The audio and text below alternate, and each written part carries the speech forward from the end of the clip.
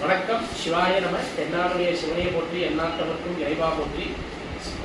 உணவின்றி தவிர்ப்போர்க்கு உணவளித்து மகிழ்வோம் என்ற தத்துவத்தின் அடிப்படையில் ஸ்ரீ அண்ணாமலையார் உதவும் அறக்கட்டளை இன்று 152வது வாரமாக சாலையோர மக்களுக்கு உணவு அளிக்கப்பட இருக்கிறது.